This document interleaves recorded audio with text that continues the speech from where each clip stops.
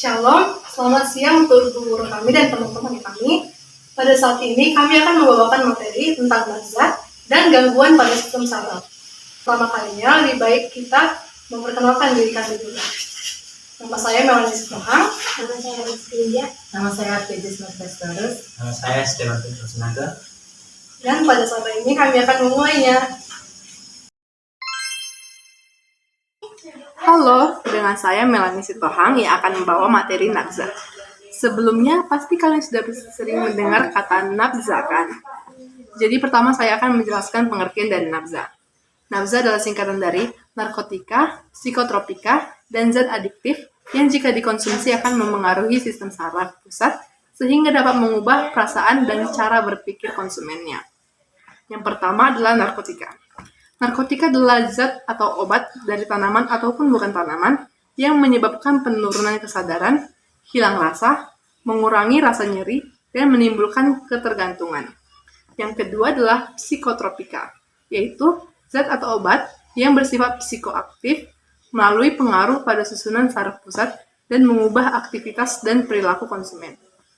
Dan yang ketiga, zat adiktif, yaitu zat atau obat yang menyebabkan ketagihan. Setelah pengertian, mari kita masuk ke bagian jenis-jenis nabza berdasarkan sifat pengaruhnya terhadap sistem koordinasi. Yang pertama adalah golongan stimulan. Golongan ini merangsang sistem saraf pusat dan menyebabkan organ tubuh bekerja lebih cepat, sehingga penggunanya akan lebih bertenaga dan gembira sementara waktu. Senyawa yang termasuk golongan stimulan ini adalah yang pertama, amfetamina. Contohnya adalah sabu-sabu. Berikut adalah gambarnya. Pengguna sabu-sabu akan merasa tubuh dan pikirannya ringan, lebih ceria, dan bersemangat. Sehingga obat ini sangat laku di kalangan yang depresi dan stres. Ketika efek sabu-sabu ini hilang, pengguna akan merasakan tremor atau gemetaran, keringat, dan haus berlebih. Yang kedua adalah ekstasi. Berikut gambar ekstasi. Ekstasi mendorong tubuh beraktivitas melampaui batas kekuatan tubuh, menyebabkan dehidrasi yang berlebihan dan kegagalan fungsi ginjal atau jantung. Ekstasi ini juga biasanya digunakan sebagai obat untuk meningkatkan mood dan diet. Efek penyalahgunaan jangka panjang dari obat ini adalah kecanduan, tidak dapat membedakan realita dan khayalan, atau juga disebut dengan halusinasi, sering linglung, serangan panik, dan depresi. Yang ketiga, kokain. Berikut gambarnya. Kokain adalah serbuk putih yang berasal dari ekstrak daun Erythrocylon coca. Kokain ini sangat berbahaya dan hanya boleh digunakan untuk penelitian karena efeknya yang sangat kuat. Pengguna akan merasa lebih percaya diri, lebih kuat, dan lebih bersemangat. Rasa kantuk dan lelah akan lenyap dan gairah seksual meningkat. Pada pemakaian jangka panjang, pengguna dapat mengalami gangguan jiwa serta anemia. Serta sekat hidung pengguna juga dapat rusak karena sering mengonsumsi kokain lewat hidung.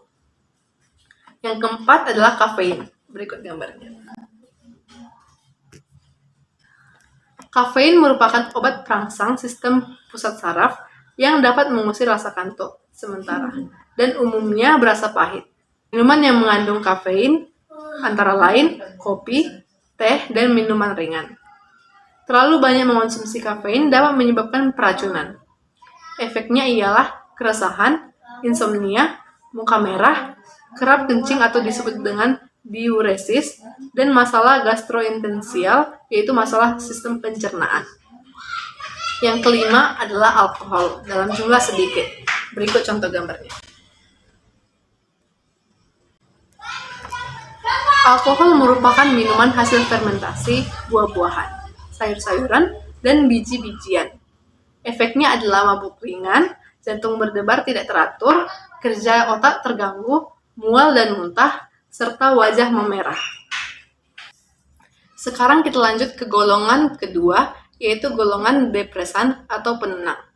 Golongan ini mengurangi kerja sistem saraf sehingga menurunkan aktivitas pemakainya, menjadi lebih lambat, bahkan tertidur. Senyawa golongan depresan antara lain, yang pertama, opiat. Contoh yang paling sering kita temui yaitu morfin. Berikut gambarnya. Morfin adalah obat pereda rasa nyeri yang sangat parah. Jika digunakan tidak sesuai dengan dosisnya, ciri-ciri penggunanya akan sering mengantuk, bicara tidak jelas, kurang fokus, dan napasnya dangkal. Yang kedua adalah barbiturat. Berikut gambarnya. Barbiturat adalah kelompok obat yang digunakan dalam pengobatan kejang, insomnia berat, gangguan kecemasan, dan obat untuk memulai pembiusan. Penggunaan tanpa resep dokter dapat menyebabkan ketergantungan, bahkan mati mendadak. Contohnya adalah obat penenang dan obat tidur. Yang ketiga adalah golongan alkohol dalam jumlah banyak. Hal ini dapat menyebabkan pandangan kabur, bicara tidak jelas, pusing hingga tidak sadarkan diri, menghambat kemampuan mental, dan menurunkan daya ingat. Yang keempat adalah ganja. Berikut gambarnya. Ganja ini sangat sering kita dengarkan. Ganja biasanya digunakan sebagai obat pereda rasa sakit. Namun, efek penyalahgunaannya adalah hilang ingatan, iritasi paru-paru, mual dan muntah, serta merasa malas berpikir. Selanjutnya mari kita masuk ke golongan yang ketiga, yaitu golongan halusinogen. Golongan ini bersifat mengacaukan sistem saraf pusat, halusinasi, dan paranoid. Contohnya adalah ganja dalam jumlah sedikit, bunga kecubung, lem, bensin, dan jamur kotoran sapi. Berikut adalah contoh gambar bunga kecubung dan gambar jamur kotoran sapi. Sekian bagian dari saya, akan dilanjutkan oleh teman saya, yaitu Ruth Valerina. Dampak buruk penyalahgunaan nabza. Nabza memiliki fungsi penting dalam pengobatan, tetapi jika disalahgunakan akan menimbulkan dampak buruk. Yang pertama itu pada gangguan fisik atau fisioneurologik. Yang pertama membuat toleransi tubuh dalam pemakaian jangka panjang, jumlah zat yang sama tidak mampu menghasilkan rasa atau akibat yang sama. Yang kedua, teman-teman, akibat gejala pemberhentian pemakaian obat itu merupakan rasa sakit di sekujur tubuh seperti flu berat. Dan yang ketiga, mempercepat atau memperlambat denyut nadi, jantung dan paru-paru yang dapat mengakibatkan kematian. Dan yang keempat, perubahan sel saraf otak. Penggunaan dalam jangka panjang ini dapat memicu perubahan sel saraf dalam otak, kemudian akan mengganggu komunikasi antar sel saraf. Yang kelima, kehilangan keseimbangan tubuh. Nabza juga dapat mempengaruhi sel saraf otak dan organ keseimbangan dalam tubuh kita seperti di telinga, sehingga tubuh dapat mengalami gangguan keseimbangan. Yang keenam, dehidrasi yang dapat memicu kondisi lain yang dapat membahayakan tubuh kita ya teman-teman, ya seperti hilang konsentrasi atau serangan panik, bahkan hingga kita kejang-kejang. Nah, yang kedua itu ada psikologis. Nah, yang pertama, kemampuan berpikir rasional menurun drastis. Yang kedua, ketergantungan psikologis. Yang ketiga, gangguan mental dan emosional. Dan yang keempat, halusinasi, kesulitan untuk fokus dan sulit untuk mengambil itu sebuah keputusan. Nah, yang kelima itu sulit tidur dan sering merasa gelisah sehingga mengurangi energi untuk kita beraktivitas ke depannya. Nah, yang ketiga itu teman-teman ada ekonomi. Nah, yang pertama membutuhkan banyak uang yang sangat besar untuk membeli obat-obatan yang ketergantungan. Nah, yang kedua, negara masyarakat dirugikan dalam berbagai aspek seperti keamanan, biaya kesehatan, dan kesempatan pendidikan. Dan yang ketiga itu masa depan yang suram karena malas dan pendidikan yang terganggu. Nah, teman-teman, yang terakhir itu yang keempat ada sosial. Rusaknya hubungan kekeluargaan dan pertemanan.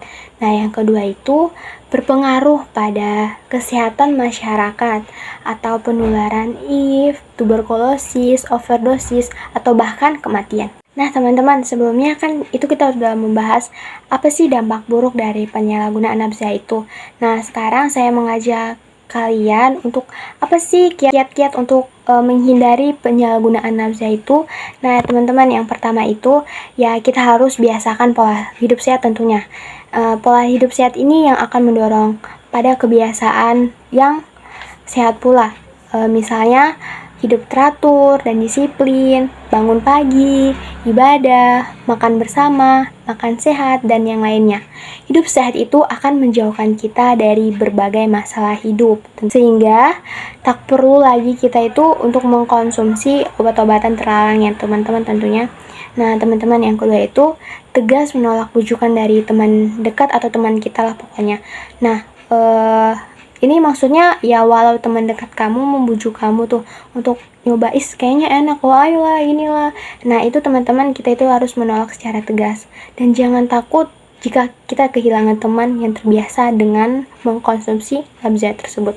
Nah teman-teman, yang ketiga, belajar dengan sungguh-sungguh. Nah maksud saya itu yang belajar dengan sungguh-sungguh itu supaya kita menjadi pelajar yang sukses ke depannya. Di dalam pendidikan itu adalah cara mencapai cita-cita dan masa depan. Masa depan itu yang tentunya pasti yang cerah ya teman-teman. Belajar memang membutuhkan perjuangan, kesabaran, disiplin, tekun. Namun hasilnya akan baik untuk kemampuan berpikir kita secara logis. Nah teman-teman, yang keempat itu isi waktu luang dengan kegiatan hal-hal yang positif. Nah teman-teman, misalnya kayak membaca buku motivasi hidup, atau olahraga, membantu kedua orang tua kita, kegiatan ekstrakurikuler di sekolah, gereja, atau di kampus. Pokoknya yang hal-hal positif lah tentunya, jangan yang negatif. Nah teman-teman, yang kelima itu hindari kegiatan yang tak bermanfaat. Nah seperti kita nih para pelajar, hindari tuh yang namanya tawuran atau nongkrong-nongkrong, atau yang dapat kayak menghamburkan uang orang tua kita tanpa hasil, dan yang lainnya. Nah teman-teman, yang keenam, kuatkan iman dan takwa kita terhadap Tuhan. Ini yang saya maksud kayak memperbaiki budi pekerti dan akhlak kita dengan cara mencari lingkungan yang sehat. Nah, mencari lingkungan yang sehat itu kayak kita beribadah, berdoa, pokoknya yang sehat lah pokoknya teman-teman.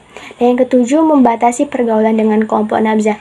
Nah, ini maksudnya kita dalam pergaulan itu boleh bergaul, cuman kita tahulah mana yang bergaul yang sehat atau bergaul yang gak sehat gitu ya teman-teman. Nah, kalau misalnya tuh kita di dalam pergaulan itu ada yang kayak nafza teman kita. Nah, harus menjauhi teman kita yang mengkonsumsi nafza. Karena apa? Karena nanti kita akan dibujuk atau ditekan untuk mencoba nafza. Nah, karena nafza itu kan tidak baik. Nah, jadi kalau misalnya kalian pun dibujuk, usahakan jangan mau dan jangan memakainya. Selanjutnya kita akan masuk kepada gangguan-gangguan pada sistem saraf. Yang pertama ada meningitis, seperti ini gambarnya. Meningitis adalah peradangan yang terjadi pada cairan dan selaput atau meningia yang mengelilingi otak dan sumsum tulang belakang, disebabkan oleh bakteri dan virus. Gejala-gejala yang ditimbulkan berupa kejang-kejang, gangguan sensorik, dan gangguan perilaku pada pelaku. Yang kedua, ada ensefalitis atau radang otak. Seperti ini gambarnya. Adalah kondisi yang ditandai dengan munculnya peradangan pada otak akibat adanya infeksi virus. Terbagi atas dua, yaitu secara primer, yakni munculnya peradangan pada otak yang disebabkan oleh infeksi virus secara langsung di otak dan sumsum tulang belakang. Sekunder, yaitu peradangan pada otak yang muncul di berbagai bagian tubuh lainnya dan kemudian menyebar ke otak, disebabkan oleh infeksi virus, bakteri, dan jamur yang menyerang otak. Gejala ringannya yaitu demam, sakit kepala, mual, muntah, leher terasa kaku, nyeri pada otot, persendian, kelelahan parah. Gejala yang tinggi yakni demam tinggi bisa mencapai di atas suhu 39 derajat, kebingungan, kejang-kejang, mudah marah, kehilangan kesadaran, fotofobia, kehilangan kemampuan indera pengecap. Yang ketiga, neuritis. Neuritis adalah kondisi saraf perifer yang meradang keracunan, dan tekanan. Disebabkan oleh trauma, cedera, tumor, infeksi tertentu, mengonsumsi alkohol, dan obat-obatan tertentu. Gejala yang biasanya terjadi yaitu bergantung pada lokasi saraf, rasa nyeri seperti sedang ditusuk-tusuk, dan otot yang semakin melemah. Yang keempat, rasa baal atau kebas dan kesemutan. Seperti ini gambarnya. Adalah gangguan pada sistem saraf-saraf sensori atau hilangnya di bagian tubuh tertentu atau yang sering disebut dengan mati rasa yang disertai dengan sensasi abnormal seperti bagaikan tertusuk jarum, tersengat, terbakar, atau tergelitik. Disebabkan oleh gangguan-gangguan metabolisme, tertutupnya aliran darah atau kekurangan vitamin neutropik, yaitu B1, B6, dan B12. Gejala yang timbul, linglung, sulit berbicara, pusing, kejang otot, sakit kepala, sulit menahan buang air, kelumpuhan, kehilangan kesadaran, mati rasa muncul setelah mengalami cedera kepala atau cedera tulang, mati rasa pada kaki memburuk ketika berjalan. Yang kelima, ada epilepsi atau ayan. Seperti ini gambarnya. Adalah penyakit saraf menahun yang menimbulkan serangan mendadak berulang-ulang, tidak beralasan. Disebabkan oleh trauma kepala atau cedera, rumor otak, kerusakan otak saat proses kelahiran, stroke, dan alkohol. Gejalanya yaitu kejang-kejang yang terbagi menjadi dua, kejang total dan kejang parsial. Nah teman-teman, gangguan sistem saraf yang selanjutnya ialah Alzheimer. Penyakit Alzheimer adalah penyakit otak yang menyebabkan penurunan daya ingat, menurunnya kemampuan berpikir dan bicara, serta perubahan perilaku. Penyakit ini bisa memburuk seiring waktu sehingga membuat penderitanya tidak mampu lagi melakukan pekerjaan sehari-hari. Faktor risiko Alzheimer ialah usia lebih dari 60 tahun, riwayat keluarga dan sindrom Down, perempuan, merokok, obesitas, dan lain-lain. Penyakit Alzheimer terjadi akibat penumpukan protein abnormal yang mengganggu kinerja sel-sel saraf di otak. Dalam jangka panjang, otak akan kehilangan beragam fungsi, seperti mengontrol pikiran, memori, dan bahasa. Penelitian juga menunjukkan bahwa penyakit Alzheimer dipicu oleh berbagai faktor, seperti pola hidup dan lingkungan.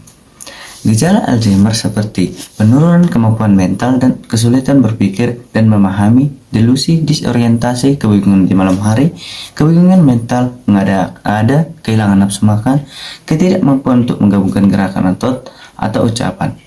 Nah, upaya untuk mencegah Alzheimer ialah dengan tidak merokok dan mengonsumsi makanan bergizi seimbang. Nah, yang ketujuh ialah geger otak atau commotio cerebri. Apa itu geger otak? Geger otak adalah cedera otak traumatis ringan yang dapat berdampak pada fungsi otak. Dampak biasanya hanya sementara, seperti sakit kepala, bermasalah dengan konsentrasi, memori, keseimbangan, dan koordinasi. Geger otak tidak selalu mengakibatkan pingsan atau kehilangan beberapa kesadaran. Beberapa orang mungkin akan mengalami pingsan, lupa tentang apa yang terjadi sebelum ia mengalami geger otak atau kebingungan. Tapi beberapa lainnya mungkin tidak mengalami hal ini. Geger otak terbagi menjadi 3, yaitu geger otak ringan, sedang, dan berat. Guncangan dan benturan yang menjadi penyebab geger otak bisa terjadi akibat pukulan keras di kepala atau leher yang menyebabkan otak cedera, gerakan tubuh yang menyebabkan guncangan, dan mendadak di otak. Contohnya adalah saat kecelakaan. Gejala geger otak seperti telinga berdenging, perut mual dan muntah, bicara kurang jelas dan kurang respon ketika ditanya, lain sebagainya. Penjagaan geger otak bisa seperti mengenakan alat pelindung selama olahraga, baik bersepeda dan bersepeda motor, dan gunakan sabuk pengaman saat berkendara menggunakan mobil. Nah, yang kedelapan ialah stroke. Stroke adalah kondisi ketika pasokan darah ke otak terganggu karena penyumbatan stroke iskemik atau pecahnya pembuluh darah atau stroke hemoragik. Kondisi ini menyebabkan area tertentu pada otak tidak mendapat suplai oksigen dan nutrisi sehingga terjadi kematian sel-sel otak. Penyebab stroke secara umum terbagi menjadi 2, yaitu struk gumpalan darah pada pembuluh darah di otak dan pecahnya pembuluh darah di otak. Penyempitan atau pecahnya pembuluh darah tersebut dapat terjadi akibat beberapa faktor seperti tekanan darah tinggi, penggunaan obat pengencer darah, aneurisma otak, dan trauma otak. Gejala stroke seperti salah satu atau kedua lengan terasa lemas hingga tidak bisa digerakkan, kesulitan berbicara, dan wajah terlihat murung, dan lain-lain. Pencegahan stroke dapat berupa menerapkan pola hidup sehat dan berolahraga secara rutin dan tidak merokok. Yang kesembilan ialah migrain atau lebih sering dikenal dengan sakit kepala. Migrain adalah sakit kepala yang terasa berdenyut dan biasanya terjadi pada salah satu sisi kepala. Migrain dapat berlangsung selama beberapa hari atau bahkan beberapa jam. Jenis-jenis migrain ialah tanpa aura, aura tanpa sakit kepala, aura tanpa sakit kepala, kronis, abdominal migrain. Gejala utama migrain adalah nyeri kepala hebat di salah satu sisi kepala. Nyeri yang dirasakan umumnya nyeri berdenyut dengan intensitas sedang hingga berat, yang makin terasa ketika bergerak, ketika melihat cahaya terang, atau mendengar suara bising. Kemunculan migrain dapat dipicu oleh beberapa peningkatan kadar hormon estrogen atau faktor emosional seperti stres atau cemas. Penggunaan obat tertentu, misalnya pil KB, juga dapat memicu migrain. Sedangkan pencegahan migrain dapat dilakukan dengan memperbaiki kualitas tidur, rutin berolahraga, berhenti merokok, dan memeriksa kesehatan secara berkala. Dan yang ke-10 ialah vertigo. Vertigo adalah gejala yang menyebabkan seseorang mengalami sensasi pusing berputar yang muncul secara tiba-tiba. Pada kondisi yang parah, gejala vertigo dapat bisa mengganggu aktivitas sehari-hari.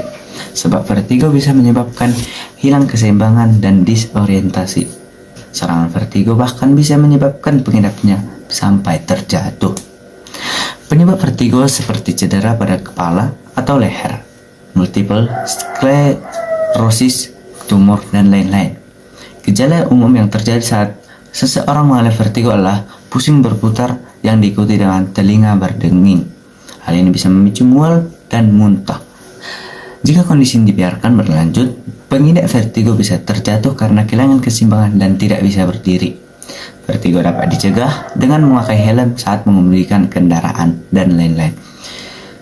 Nah teman-teman, sekian gangguan pada sistem saraf. Semoga kita terhindar dari penyakit apapun itu. Dan Tuhan Yesus memberkati kita. Sebagai bagian penutup dari hasil presentasi kami pada pagi hari ini, saya ingin mengutip beberapa hal yang penting, yakni bahaya nafsa dan gangguan pada sistem saraf yang menyerang manusia. Sebelum itu kita pantun dulu ya guys. Jalan-jalan ke Betawi. Jangan lupa membeli makanan. Demikian presentasi dari kami. Jika ada yang salah, mohon untuk dimaafkan. Dadah.